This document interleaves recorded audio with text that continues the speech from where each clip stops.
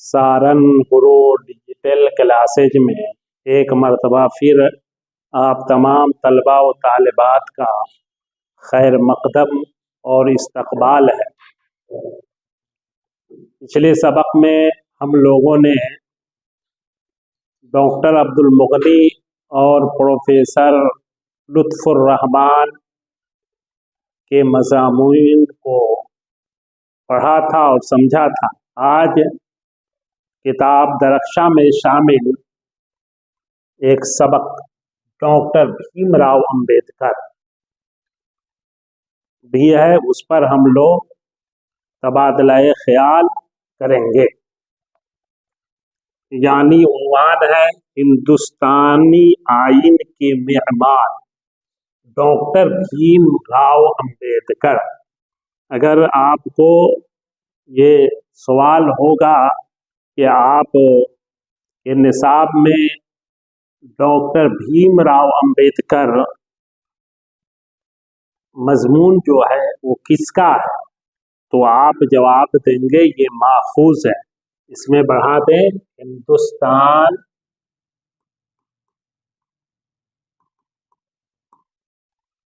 हिंदुस्तानी आइन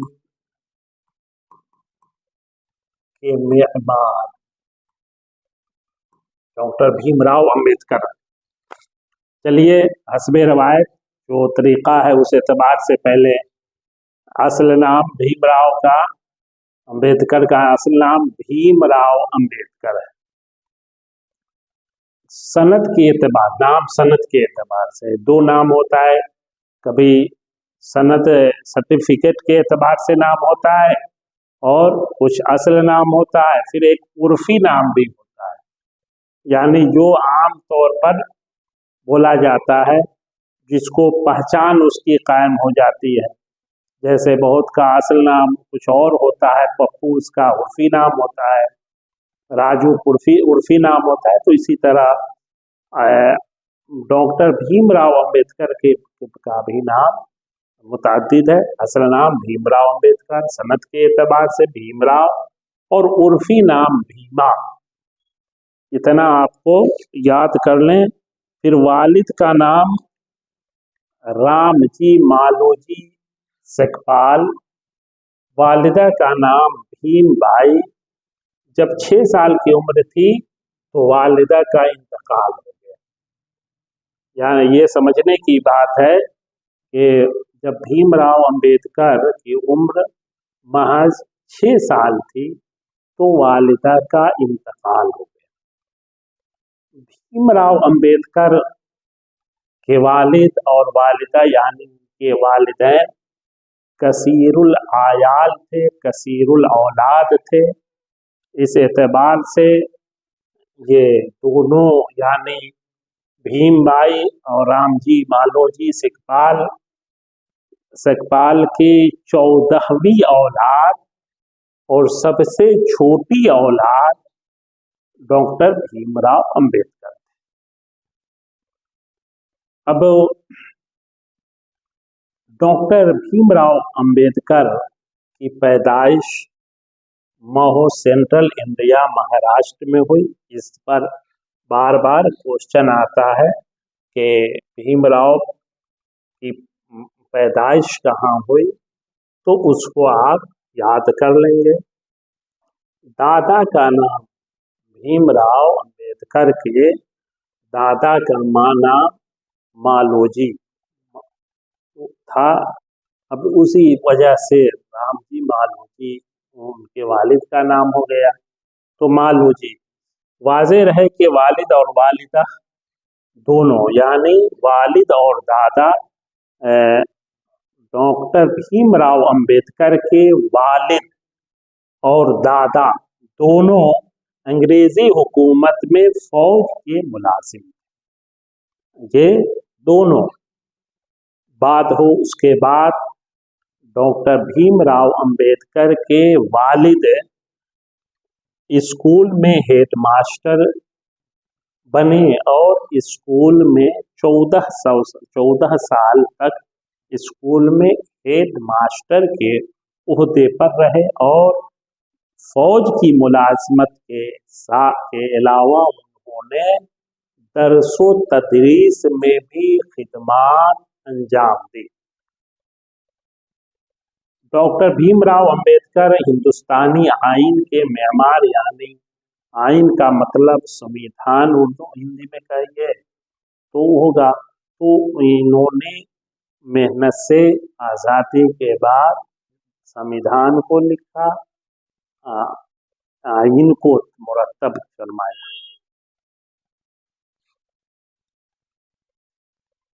अब इनकी तालीम को देखें। फिर चूँकि उनके इंडिया के बाद सेंट्रल इंडिया के बाद मुतअद्दिद जगह आपको उनके लोगों की हिजरत हुई, उनके ख़ानदान की, लिहाजा अब उतनी तफसील में जाने की ज़रूरत नहीं है। जो इम्तहान में सवाल आता है उसको आप जहन में रखना है, उसी मुतालिक आप ज़्यादा तैयारी करेंगे, जोर देंगे। उसके बाद इम्तहान के बाद भीमराव अंबेडकर, ये मौजू ही इतना वसी व अरीज़ है कि डॉक्टर भीमराव के एक एक खिदमात पर पूरी किताब है। तो आप के अंदर अगर ज़ौक़ होगा, और ज़ौक़ पैदा भी करना चाहिए कि किसी भी शख्सियत को सिर्फ सिलेबस तक महदूद न रहे, सिलेबस में है उसको पढ़ें, निसाब में है उसके अलावा खुद से मज़ीद जानकारी हासिल करना चाहिए। तो तालीम 1908 ईस्वी में डॉक्टर भीमराव अंबेडकर ने मैट्रिक का इम्तहान पास किया, 1912 में ग्रेजुएशन, 1916 में कोलंबिया यूनिवर्सिटी अमेरिका से MA, 1916 ही ईस्वी में वो लंदन इंग्लैंड रवाना हुए। लंदन स्कूल ऑफ इकोनॉमिक्स में दाखिला हुआ 1916 में, लेकिन हालात के पेश नज़र, माली हालात दुरुस्त नहीं थे हुए, तो लिहाजा वहाँ से 1917 ईस्वी में डॉक्टर भीमराव अंबेडकर को हिंदुस्तान वापस आना पड़ा। उसके बाद जब आए वो तो 1918 से 20 तक प्रोफेसर की मुलाजमत इख्तियार कर ली और कुछ पैसा बचाते रहे। हम लोगों को भी चाहिए, तलबा को भी चाहिए कि आप वो जो पॉकेट खर्च मिलता है, अपना खर्च यानी खाने पे पीने के लिए जो मतलब उसी से पैसे बचाएं और उससे किताबें खरीदें। फिर अच्छी अच्छी किताबें जो खारजी किताबें हैं, खारजी किताबों का मुताला करें और फिर उसको बचा करें, ताकि अपनी बहुत से बच्चों को देखा गया, बड़ी बड़ी शख्सियात को देखा गया है कि घरेलू हालात, माली हालात दुरुस्त नहीं रहे, ठीक नहीं रहे, तो उन्होंने छोटी छोटी मुलाजमत की ट्यूशन पढ़ाया, अखबारात बेचे और उसके बाद उससे अपनी तालीम को फ़रोग़ दिया और आगे बढ़कर हिंदुस्तान में नाम पैदा किया, पूरी दुनिया में नाम पैदा किया। तो आप भी चाहिए आगे पढ़ाई के अलावा आप कुछ कुछ काम भी करें। बहरकैफ वो जब हालात उनके दुरुस्त नहीं हुए तो वापस आ गए, अधूरी तालीम इंग्लैंड से छोड़कर अधूरी तालीम आए और पढ़ाने लगे और पैसे इकट्ठे करने लगे। जब पैसे उनके पास हो गए तो फिर 1920 में वो इंग्लैंड तशरीफ़ ले गए, इंग्लैंड रवाना हुए और अधूरी तालीम मुकम्मल की। क्योंकि डॉक्टर भीमराव अंबेडकर का ताल्लुक चूँकि हिस्ट्री से है और ये उर्दू, चूँकि उर्दू वालों को हर सब्जेक्ट की कुछ न कुछ जानकारी होनी चाहिए। बहरकैफ तो 1920 ईस्वी में इंग्लैंड तशरीफ़ ले गए, रवाना हुए और वहाँ तशरीफ़ ले जाकर इंग्लैंड में अपनी अधूरी तालीम मुकम्मल की।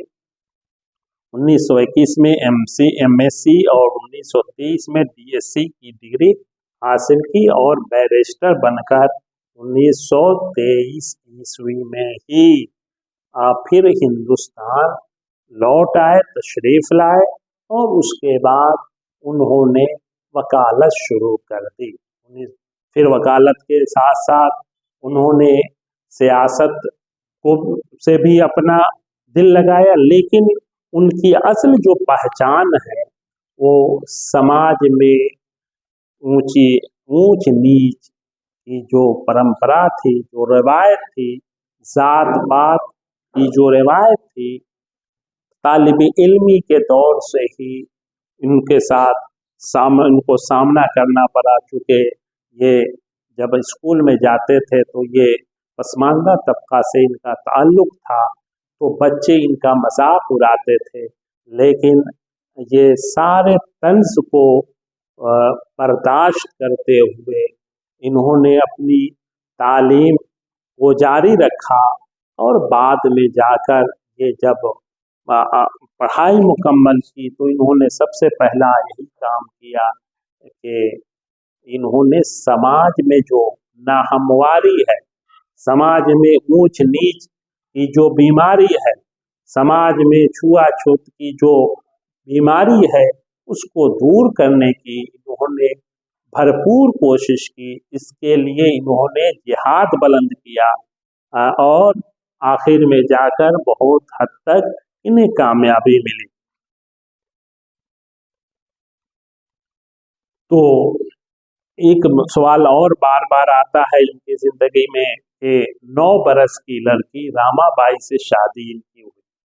जब ये 5वीं क्लास में दर्जे में थे तब वो उनकी उम्र उस वक्त 14 साल की थी। ये सवाल बार बार आता है इम्तहान में कि डॉक्टर भीमराव अंबेडकर की शादी कब हुई, किससे हुई, उनकी वलिया का क्या नाम था। तो ये सब आप बता देंगे कि 9 बरस की लड़की रामाबाई उनकी अहलिया का नाम है, शादी हुई जब इनकी उम्र 14 साल थी और ये 5वें दर्जे में थे।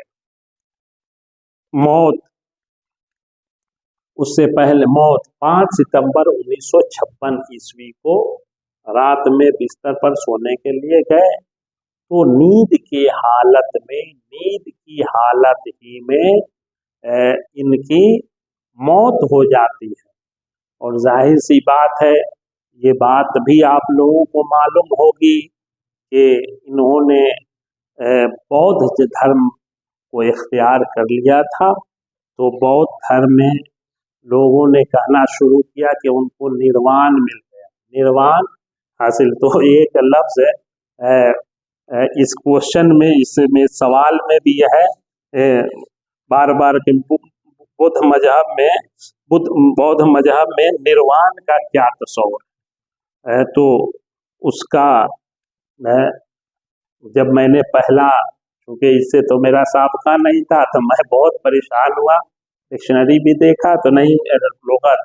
तो एक आदमी अपने से उस्ताद से पूछा तो उन्होंने बताया कि इरफान इलाही उसका तर्जुमा उर्दू में ज़्यादा बेहतर, या मारफत इलाही या इरफान इलाही, मारफत इलाही यानी अल्लाह तबारक व तआला की पहचान हो गई, मुलाकात हो गई।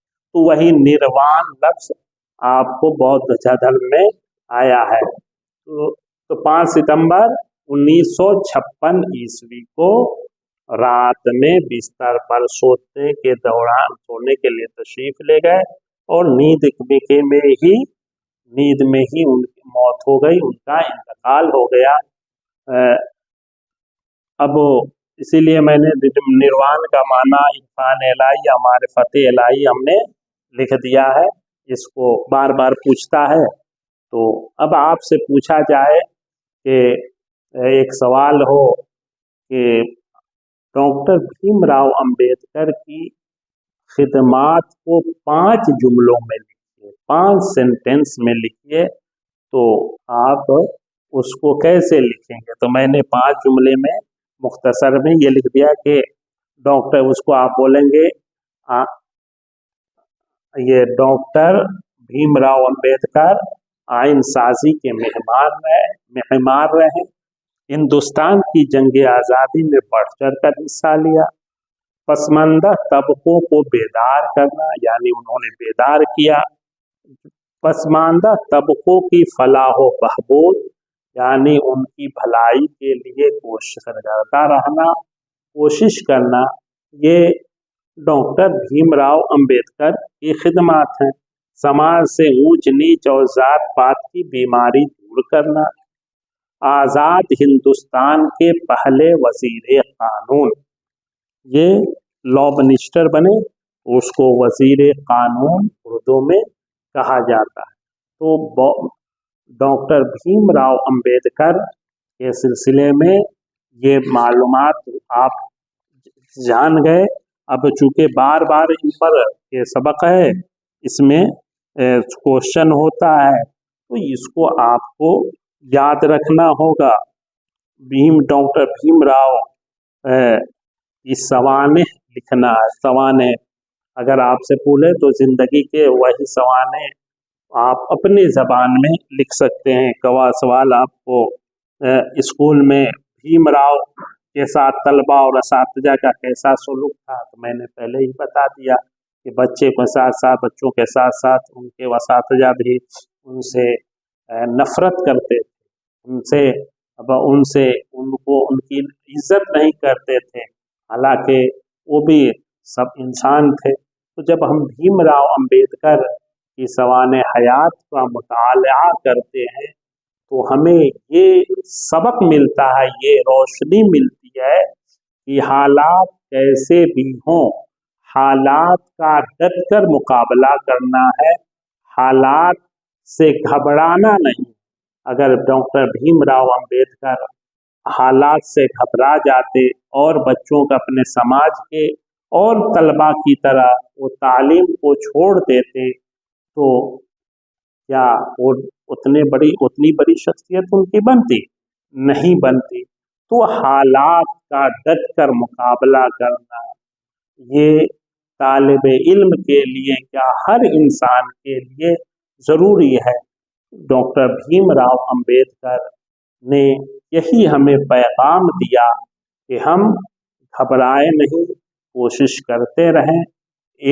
कामयाबी एक दिन में नहीं मिलती है, बल्कि मुसलसल काम कोशिश करने से ही कामयाबी मिलती है। डॉक्टर भीमराव अंबेडकर को पढ़ते हुए हमें इकबाल का डॉक्टर इकबाल शायर मशरिक़ अल्लामा इकबाल का वो शेर याद आता है कि इकबाल ने कहा था, यकी महकम अमल पे हम मोहब्बत फातह आलम जिहादे जिंदगानी में है। ये मर्दों की शमशीरें। तो इंसान को चाहिए कि कोई भी एक तो अपना टारगेट रखना है कि हमको ये करना है एक, और उसके बाद कोशिश लगातार करनी है। आमतौर पर बच्चों को देखा जाता है कि पहले मेहनत उतनी नहीं करते हैं, जब एग्ज़ाम करीब आता है तब मेहनत ज़्यादा करने लगते हैं। होता ऐसा है कि जाहिर सी बात है, आप अपनी ताकत से ज़्यादा मेहनत करेंगे तो बीमार पड़ जाएंगे। जब बीमार आप पड़ जाएंगे तो फिर आप एग्ज़ाम कैसे दे देंगे। तो इसीलिए आप पहले ही से आप उसकी तैयारी करें, लगातार कोशिश करते रहें और मोहब्बत का अपनी ज़बान में मिठास लाइए और ये मोहब्बत से पेश आइए। अगर ये तीन हथियार जिसे के पास रहा तो वो ज़िंदगी की जंग को जीत सकता है, उसे कोई आपको हरा नहीं सकता, बल्कि वो कामयाब ही होगा। तो डॉक्टर भीमराव अंबेडकर को पढ़ें, आप पूरे मजमून को आप पढ़ें और उससे रोशनी हासिल करें और अपनी ज़िंदगी को डॉक्टर भीमराव अंबेडकर की तरह बनाने की कोशिश करें। आप डॉक्टर भीमराव अंबेडकर अगर नहीं बन सकते हैं, लेकिन उन जैसी वैसी शख्सियात के साथ बैठने की सलाहियत तो रख सकते हैं। इसलिए हमें चाहिए कि हम पहले तो बड़ा बनने की कोशिश करें, और बड़ा न बने तो कम से कम इतनी कि बड़ों की सोहबत में हम बैठने के लिए, जाहिर सी बात है वज़ीर आज़म और वज़ीर आला के पास बैठना ये भी वो मामूली बात नहीं है। तो इस तरह हम अपने आप को बनने की कोशिश करें। तो बाहर क्या है, डॉक्टर भीमराव अंबेडकर हमारे लिए, समाज के लिए एक ऐसी रोशनी है कि उस रोशनी के बगैर अगर कोई जीना चाहे तो हिंदुस्तान में जी नहीं सकता और उसे कामयाबी नहीं मिलेगी। इसलिए डॉक्टर भीमराव अंबेडकर न सिर्फ आपको आइन के मेमार थे, बल्कि एक बेहतरीन और मुकम्मल इंसान थे। उनसे रोशनी हासिल करें और फिर हम अपनी ज़िंदगी को आगे बढ़ाएं। बहरकैफ ये मजमून का जो हिस्सा है उसको हमने बयान किया। एक और हिस्सा है, एक और मजमून आपके निसाब में है। अगले सबक में उस पर हम रोशनी डालेंगे और उसको समझने और समझाने की कोशिश करेंगे। बस आज के लिए इतना, शुक्रिया।